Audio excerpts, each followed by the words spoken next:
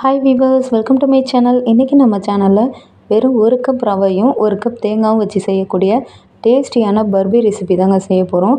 செய்கிறது ரொம்ப ஈஸி. சமைக்க தெரியாதவங்களாக இருந்தாலும் முதல் முறையாக ட்ரை பண்ணிங்கன்னா கூட ரொம்ப சுலபமாக செய்யலாம். ஒரு முறை செஞ்சு வச்சிட்டிங்கன்னா 10 நாள் வரைக்கும் கூட ஸ்டோர் பண்ணி வச்சு சாப்பிட்லாம். ஸ்கூல் விட்டு வர குழந்தைங்களுக்கு, ஸ்வீட் சாப்பிட்ற விரும்புகிற குழந்தைங்களுக்கு தினமும் ஒரு பீஸ் கூட கொடுக்கலாம். ரொம்பவே டேஸ்ட்டாக இருக்கும். செய்கிறது ரொம்ப ஈஸி. வாங்க எப்படி செய்கிறதுன்னு வீடியோக்குள்ளே பார்க்கலாம். நம்ம சேனலை சப்ஸ்கிரைப் பண்ண மறக்காதீங்க. வீடியோ யூஸ்ஃபுல்லாக இருந்தால் ஒரு லைக் பண்ண மறக்காதீங்க. ஃபஸ்ட்டு இந்த பர்பி செய்கிறதுக்கு ஒரு அடிகனமான கடாயை எடுத்துக்கோங்க. கடாயில் 1 கப் அளவுக்கு நான் வறுக்காத ரவை எடுத்திருக்கேன். நீங்கள் டம்ளரில் இல்லை ஏதாவது ஒரு கப்பில் அளந்து எடுத்துக்கோங்க. ரவை கலர் மாறாத அளவுக்கு அடுப்பானல நல்லா மிதமான தீயில் வச்சுட்டு ஒரு 5 நிமிஷத்துக்கு நல்லா வறுத்துக்கோங்க. அதாவது ரவையை கையில் எடுத்து தொட்டு பார்த்திங்கன்னா நல்லா சூடாக இருக்கணும். அந்த பக்கம் வர வரைக்கும் அடுப்பானல மிதமான தீயிலே வச்சுட்டு வறுத்துக்கோங்க. பாருங்கள், இப்போ இது நல்லா சூடான பக்குவத்துக்கு வந்திருக்கு. இது ஒரு பிளேட்டுக்கு மாற்றி ஆற விட்டுடுங்க. நல்லா சுத்தமான பிளேட்டில் இதை மாற்றி ஆற விட்டுடலாம். அடுத்து அதே கடாயில் 1 கப் அளவுக்கு துருகின தேங்காய் எடுத்துக்கோங்க. ஒரு பாதி மூடி தேங்காவை துருகினிங்கன்னா 1 கப் அளவு சரியாக வரும். தேங்காவோட வெள்ளைப்பகுதியை மட்டும் அழகாக துருகி எடுத்துக்கோங்க.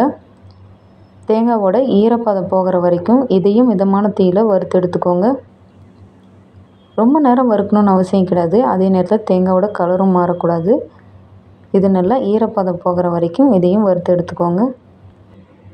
இப்போ பாருங்கள், தேங்காவை வறுபட்ட பிறகு இந்த அளவுக்கு உதிரியாக இருக்கணும். இதையும் அதே பிளேட்டுக்கு மாற்றி ஆற விட்டுடலாம். அடுத்து ஒரு ஸ்கொயர் ஷேப்பில் இல்லை ரவுண்ட் ஷேப்பில் ஒரு பிளேட் எடுத்துக்கோங்க. பிளேட்டில் நல்லா ஒரு 2 டீஸ்பூன் போல் நெய்யை நல்லா அப்ளை பண்ணி எடுத்து வச்சுக்கோங்க. ஏன்னா நம்ம பர்பி செஞ்ச உடனேவே நம்ம பிளேட்டுக்கு மாற்றிடணும். அதனால் இதை ரெடி பண்ணி எடுத்து வச்சுக்கோங்க. அடுத்து அதே கடாயில் எந்த கப்பில் ரவை எடுத்தோமோ அதே கப்பில் 1.25 கப் அளவுக்கு சர்க்கரை எடுத்துக்கோங்க. 1 கப் ரவைக்கு 1.25 கப் அளவு சர்க்கரை சரியாக இருக்கும். அதிகமாக சேர்த்திங்கன்னா பர்பி சாப்பிடும்போது திகட்டுற மாதிரி இருக்கும். இதோடவே 1 கப் தண்ணி சேர்த்து இதை நல்லா கொதிக்க விடுங்க. சர்க்கரைனா நல்லா உருகி வந்த பிறகு இது நல்லா ஒரு 5 நிமிஷம் நல்லா கொதிக்கட்டும். கொதித்து வந்த பிறகு ஒரு கம்பி பதம் வர வரைக்கும் இதை செக் பண்ணுங்கள். பாருங்கள், சர்க்கரை நல்லா முழுவதும் கரைஞ்சி வந்த பிறகு இது நல்லா கொதிக்கட்டும். பாருங்கள், இப்போ இது சர்க்கரை நல்லா கொதித்து வந்த பிறகு கையில் எடுத்து இந்த மாதிரி 2 விரல்லையும் டச் பண்ணி பார்த்திங்கன்னா ஒரு கம்பி பதம் விட்டு வரும். பாருங்கள், இந்த மாதிரி கம்பி பதம் வந்த உடனேவே நம்ம வறுத்து வச்சுருக்க ரவையும் தேங்காயும் ஒரே நேரத்தில் சேர்த்துக்கலாம். அடுப்பானல நல்லா கம்மி பண்ணிக்கோங்க. இது 2ஐயும் சேர்த்த பிறகு ஒரு 5 நிமிஷத்துக்கு இதை கலந்துக்கலாம். அடுப்பானல் கம்மியாகவே இருக்கணும். இது நல்லா கெட்டிப்படுற வரைக்கும் ஒரு 5லேருந்து 6 நிமிஷத்துக்கு இடையில கலந்துக்கோங்க. பாருங்கள், இதுபோல் இடையில நல்லா கலந்துகிட்டே இருங்க. இதோட வாசனைக்காக 1/2 டீஸ்பூன் ஏலக்காய் பவுடரும் சேர்த்துக்கலாம். சேர்த்துட்டு கலந்துக்கோங்க. அடுத்து நான் 1 டேபிள் ஸ்பூன் அளவுக்கு இதோடவே நெய் சேர்த்துக்கிறேன். நெய் சேர்த்துக்கும் போது ரொம்ப வாசனையாகவும் இருக்கும். பர்பி சாப்பிடும்போது நல்ல ஒரு சாஃப்டான ஃபீலும் இருக்கும்.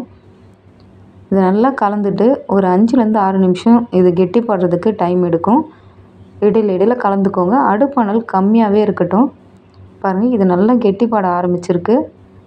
அதாவது ஒரு மிளகு பொங்கல் பதத்துக்கு இது நல்லா கெட்டியாக மாறி வரணும். அந்த பக்கம் வர வரைக்கும் இதை கலந்துக்கோங்க. பாருங்கள், இந்த அளவுக்கு கெட்டிப்பட ஆரம்பித்த உடனேவே ஸ்டவ் ஆஃப் பண்ணிவிட்டு நெய் அப்ளை பண்ணி வச்சுருக்க அதே பிளேட்டில் மாற்றிக்கலாம். பாருங்கள், இதை சட்டுன்னு பிளேட்டுக்கு மாற்றிடணும். இல்லைன்னா சட்டுன்னு கெட்டிப்பட ஆரம்பிச்சிடும். மாற்றின உடனேவே இந்த மாதிரி இதை சமன்படுத்தி விடுங்க. ஒரு 5 நிமிஷம் ஆறட்டும். ஆறின பிறகு இதை லேசாக கட் பண்ணி விடலாம். அப்போ தான் பீஸ் போடுறதுக்கு நமக்கு சுலபமாக இருக்கும். இதுக்கு மேலே நான் வறுக்கும் போதே ஒரு 2 டீஸ்பூன் தேங்காய் துருவலை எடுத்து வச்சுருந்தேன்.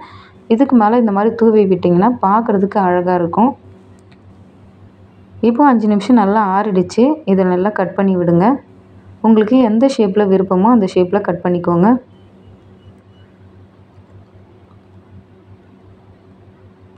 கட் பண்ண பிறகு ஒரு 10 நிமிஷம் நல்லா ஆறட்டும். இது ஆறுறதுக்கு ரொம்ப டைம் எடுக்காது. பாருங்கள், இப்போ இது 10 நிமிஷம் நல்லா ஆறிடுச்சு. ஒரு பீஸை மட்டும் எடுத்து விட்டிங்கன்னா அடுத்தடுத்த பீஸ் ரொம்ப சுலபமாக எடுக்க வரும். பாருங்கள், ரொம்ப சுலபமாக ரவா கோகனட் பர்ஃபி ரொம்ப சுலபமாக ரெடி பண்ணியாச்சு.